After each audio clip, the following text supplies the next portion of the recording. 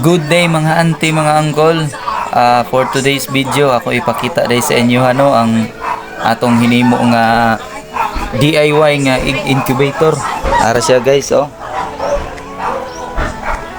So, pariha ra gyapon ni sa uban nga mga DIY nga egg incubator guys. Na siya ay thermostat, na siya ay bulb, o na siya ay fan sa sulod. Guys,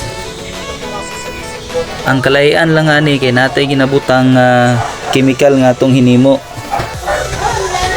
nga imbes kasagaran ng mga itlog mapusa og 19 to 21 days kani nga to 10 days lang mapusa na.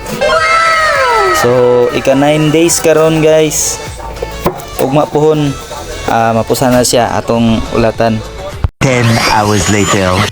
So hello mga auntie, mga uncle, ika 10 days day karon no. Ato nang tanaw ng ato ang itlog og naanabagyoy nag-crack. So ato nang tanaw na. Oh, naanagi nagsugod og crack mga idol, naraw makita ninyo. Nagsugod lagi siya. So atong tanawon nag-crack no. Mga auntie, mga uncle, ato siyang tanawon kung naanabagyoy siya pisok sa sulod. Okay, atong tanawon, ato siyang ablihan.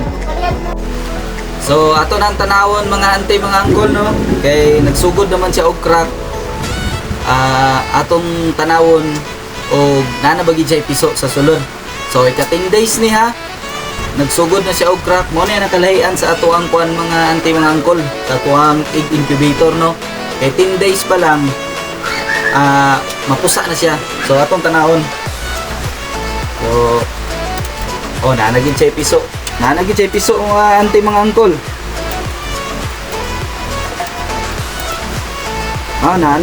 Nanagin siya piso. Tayo pakita sa kamera. Ara. Mo na yung piso.